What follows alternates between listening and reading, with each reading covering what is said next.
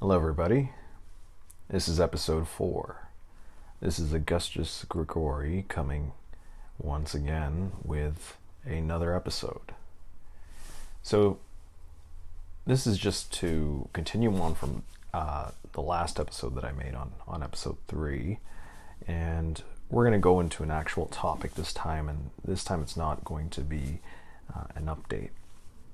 So, I wanted to talk about how my journey into the left-hand path started, how I started to take evocation more seriously, how I started to take my practice a lot more seriously than when I was beginning, I guess. So I want to owe a lot of this work, a lot of what started my work to Azazel. Now, some people have different ways of saying it. I say Azazel or Azazel. Some people say Azazel. I know V.K. Johannem says Azazel. There are some people that have, there's Azazel, Azazel. There's a lot of ways to pronounce his name. Now, just from my own personal gnosis, I've found that he doesn't necessarily care how you pronounce it. It's based more on the intention that you put behind calling him. If you intend to speak his name more respectively, then of course you're going to contact him one way or another. So if it wasn't for him, I probably wouldn't be doing really much of anything. I wouldn't be involved as heavily as I am. I didn't even come up with the name Augustus Grigori until I started working with Azazel.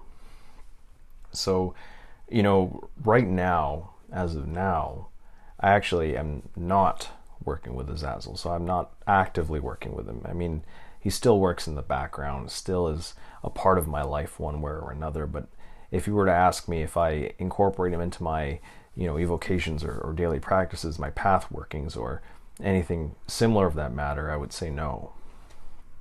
So the story starts when I was dabbling with magic, learning, I got books, I got whatever I could get my hands on at that time. I was a lot younger, working a typical job, had a small business on the side that I was just trying to get by with. And I think I was kind of a chicken. I would say I wasn't really brave enough to go and do a full-on evocation, or at least if I did, I would do very safe methods, everything from circles, you name it. And I think the heaviest I ever went, or at least the craziest I've actually went, quote unquote, of course, I started an altar to La Santa Muerte, and worked with her for a while to kind of not only boost my courage into evoking certain entities, but to work on a more chthonic level and work with agents of death a little bit more. That was the route I was going. So moving forward, eventually I hit this plateau where I had just no idea where to go. I had no idea what to do, and I was in this really tough situation in my life where money started to get tight. Things were not looking too good financially for myself and my job. Debt was racking up, and when you're in your younger years, money does make a huge it has a huge influence on your life. You're going to be making a lot of decisions based off of your career and your job, and a lot of you're going to be not making decisions as well based off of your career and job. So for me, money was really a lot of things. And if you take a look at my past episodes, I talk a lot about manifestation and of material goods and material needs through Mammon and Belphegor, and this idea of creating wealth in this material world is a very important topic to me, because I believe that if you're a magician, if you're an occultist, even if you're a career occultist, really, if you're doing this for a living, I truly believe that in today's day and age, working on your business, working on making money is really important. You know, we're living in a really strange time where it's a little hard to just work solely on your passions and not, I guess, starve or live paycheck to paycheck. So sometimes you're going to have to do things you might not want to do in order to survive. So I put an emphasis on manifesting good fortune and good wealth and, you know, a good income for the sake of survivability for us in this world, so that we can pursue our actual passions in life. You know, if you want to be a talented painter or you want to travel the world, you know, these things are going to cost money. If you want to travel the world and study the philosophies and, you know, ancient mystery schools of the world, you're going to need some sort of funding to get yourself around there. I mean, that's just the reality. And I used to think that occultists back in the day, they were, I hate to say it, but, you know, broke, basement-dwelling wizards. And that was actually the opposite. And in fact, in today's day and age, I see a lot of modern day occultists, you know, they're writing books, they're putting it on Amazon, they're publishing it through Amazon, they're making really good money. They are publishing their works on Etsy, they're publishing their works on Shopify, their services are there. Like, this is like a whole occult boom. I've never seen a rise in the occult as much as I have recently. I'm seeing TikTokers share their stuff. Everything from like attunements. Attunements are really popular lately, and they've been exploding ever since. So back on track with Azazel and where I was in life. I was not doing too well.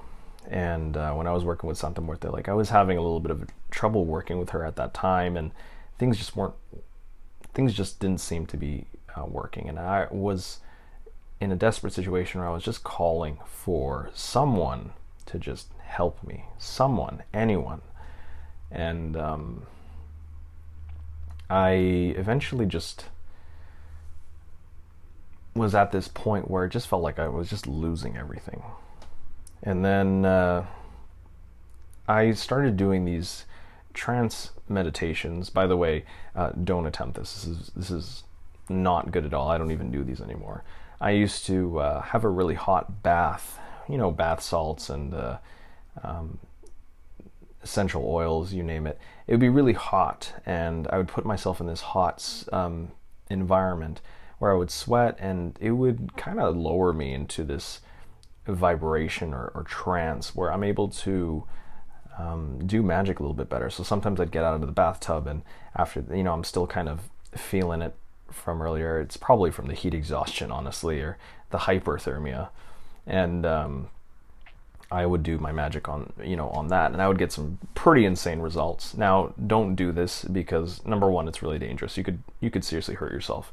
But at the same time, you know, you don't have to do this to reach altered states of consciousness in order to do evocations. So this happened one time. I was at my wit's end, and I was sitting in the bathtub, and I closed my eyes, you know, looking for something, hoping I would reach something. And I think this is, I guess, my first ever true path working. And it was spontaneous. I wasn't expecting it. I never worked with Azazel before, and he just came to me that one night. So I was in that trance in the bathtub, and suddenly my consciousness was projected in what looked like this gray, barren field.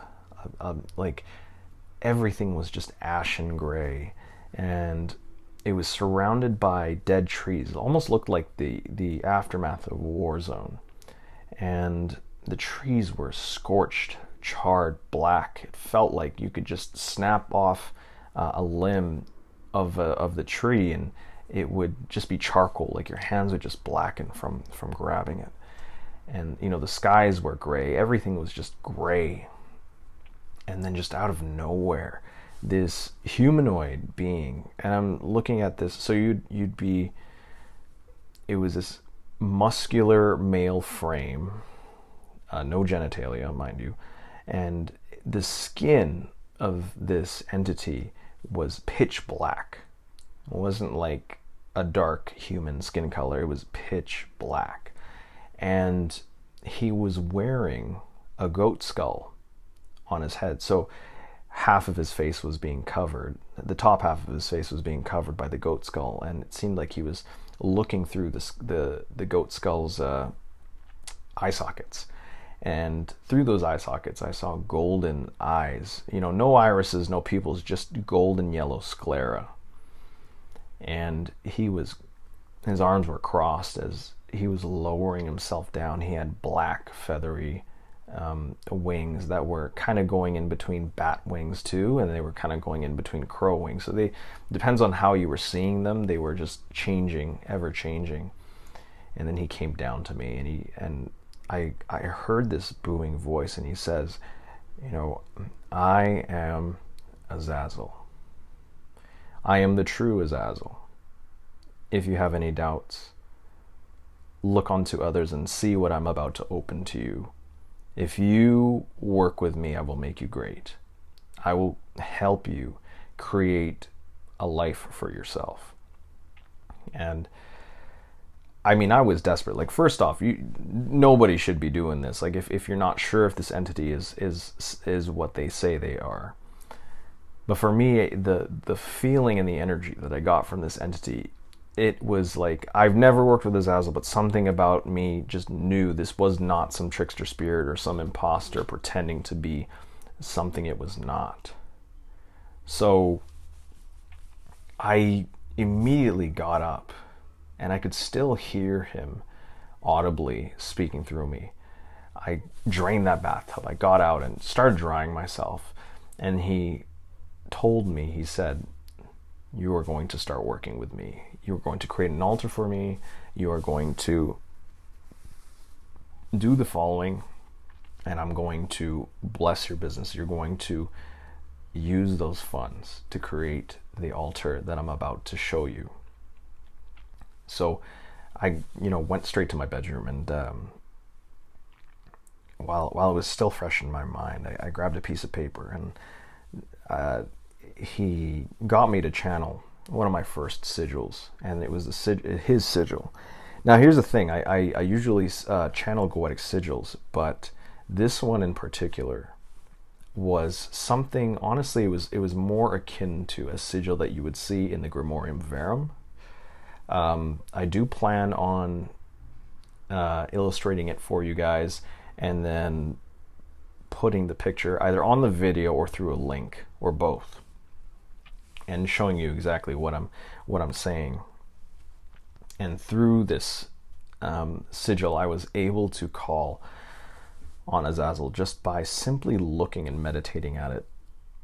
He gave me an N to work with, but I don't even use it anymore. I still go with the traditional N that people use on the internet.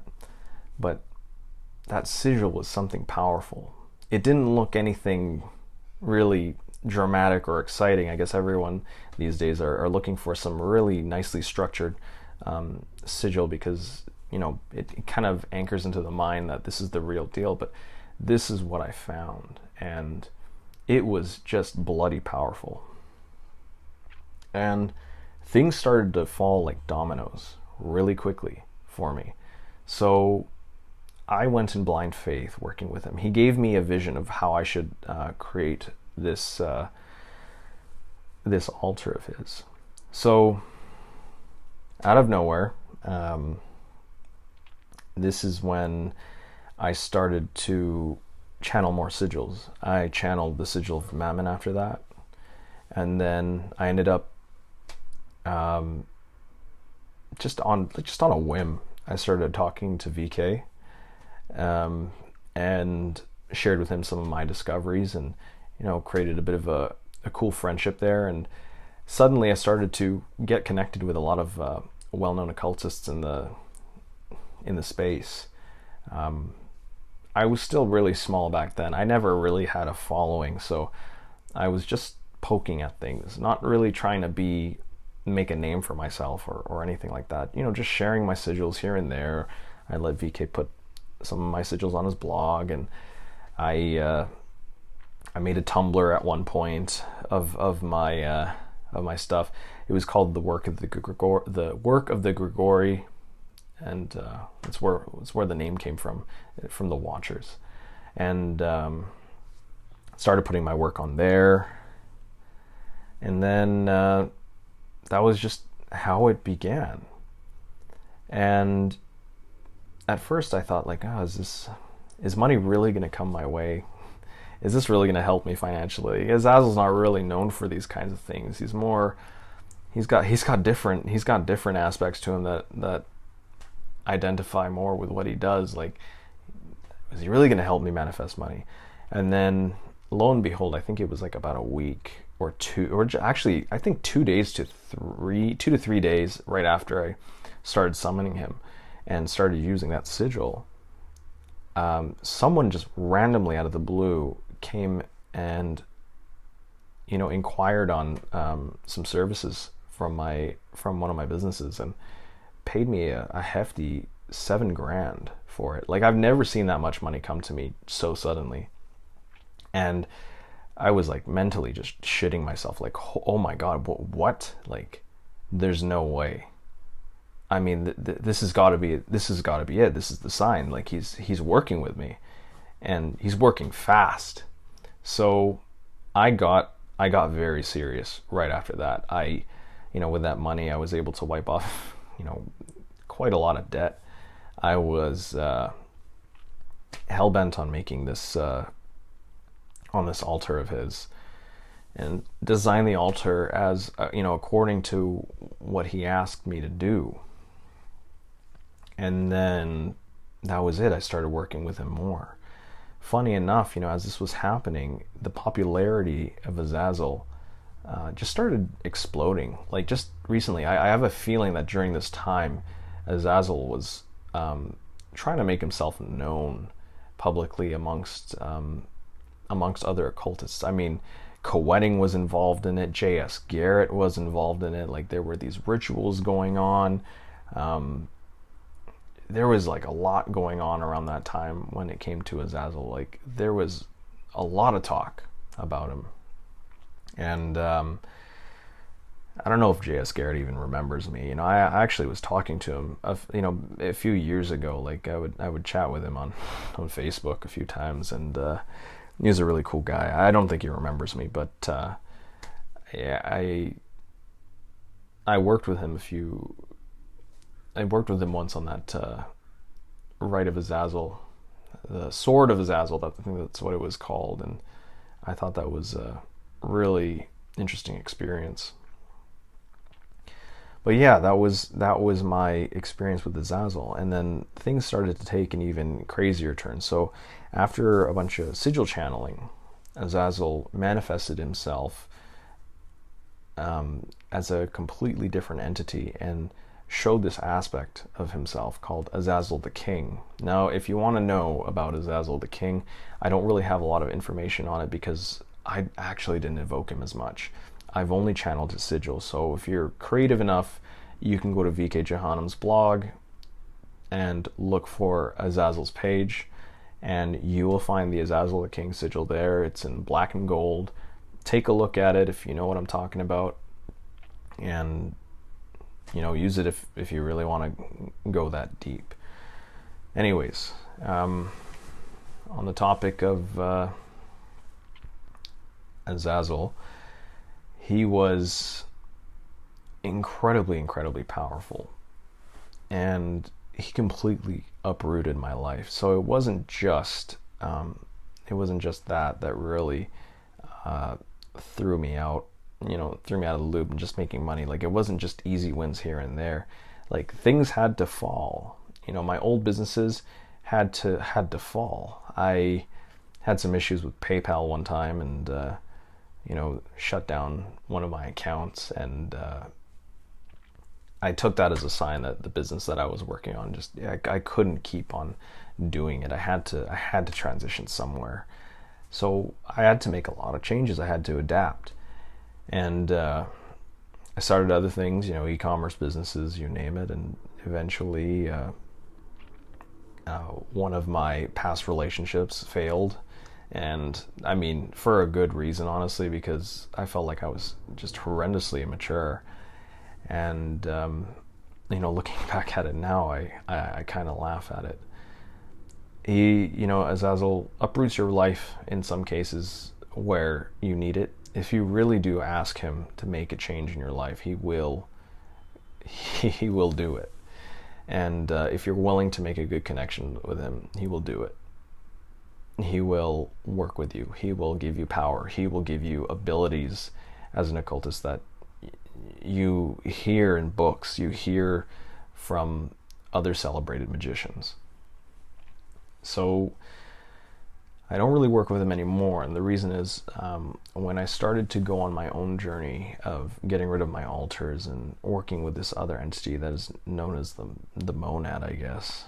I'm still trying to figure out if that really was the monad, but I'm pretty convinced it was at that point.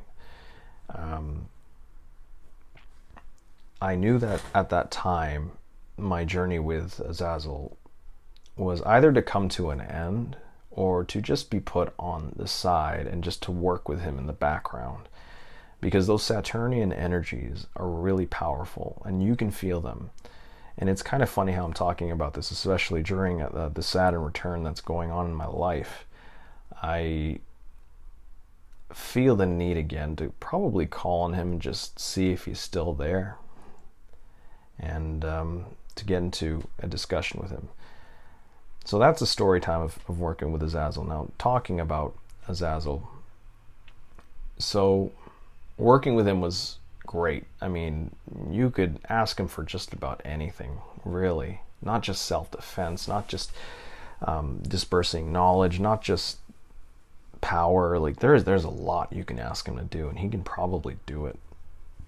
And if not, he has legions of spirits to work for you if that's something that you're keen on doing. I was creating a whole grimoire at one point called the Liber Infernum Negrum. I was being edgy, as you can tell, and I wanted to make it dedicated to Azazel, but never really got anywhere there. I just realized I'm not really a writer. This isn't something I'm going to be doing. And I just had different ideas at that point. Azazel seemed to, he seemed like he respected it, so I get it. From there, I was working with him. I was also on the side working with King Paimon.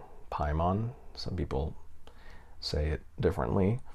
And I remember there was a point in time where people were really confused and wondering if they're the same entity. I know there was a lot of videos on talking about this. For my own personal gnosis, they're not the same. They're very similar in terms of energy, but they're not the same. And the reasons being is whenever I worked with Azazel, especially when it came to evoking him, he would always manifest himself from the sky going downwards. So he would descend from the sky. Whenever I worked with King Paimon, I would evoke him, and I would hear a really loud noise, usually in the form of instruments playing to declare his arrival. And he would come to me from the side and arrive on the side through like a camel. Now, it would always change. It's really funny because whenever I would evoke King Paimon, he would either the sounds themselves would either be this really nice orchestral or like this orchestra going, like making a melody that you can make out like do do do do do do do, like they would in movies for kings, and he would introduce himself. And there was other times where I would evoke him, and you just hear like just these really loud, a cacophony of trumpets just playing random ass notes, just blaring, and then you just show up. Like, it was just completely random sometimes, but he would always show up in the same fashion. Like, he'd always actually appear to me like a just like the visuals that people see when you Google pictures of him. But he would come to me with really gray skin and red horns jutting out of a humanoid head, while he wears his crown and has his sigil kind of floating behind his head. And he's always quick to, like, he'll drill you with questions right away. And if you don't really answer them, he kind of just leaves. But if you answer them in succession and you're quick on your feet, he'll stay and he'll listen to what you have to request him. Azazel, on the other hand, he's just like, hey, what do you need? What is it that you need? Yes, how can I help you? As soon as you call on him. So this has been a sigil that I have not shared with anyone before. So I'm excited to share it with you all. And I just want to say, like, I guess I'm opening Pandora's box here, and I want the world to know about his powers. And kind of like a love letter to Azazel, to say, hey, thank you for what you've done. I want more of this power from the public to reach your sigil once again, and to thank you for all the blessings that you've given me. And I want to share this gift with the world, just as how you have shared with the world your fire, your powers, your knowledge, to help us evolve as a species. So that's pretty much what I've experienced with working with Azazel. My future plans don't really involve Azazel, but we're you never know. Maybe this might change. For all you know, next week you might hear me talk about him. But that is essentially my experience with him. And if it weren't for him, I probably wouldn't have the connections that I have today. And because of it, I'm truly, truly grateful. So my channeled sigil for this episode is pretty much going to be the same sigil that started it all, and one that I never released to the public. And I think now it's time. I want to give this gift to all of you, and hopefully you use it wisely, and you use it with respect. So this is Augustus Grigori, signing off for episode 4. Thank you for taking your time to listen on my series. I guess this is a podcast. Maybe I'll get guests to come in eventually, but I hope you all have a wonderful day, and may all your endeavors be successful, and may you grow in many ways. Have a wonderful night.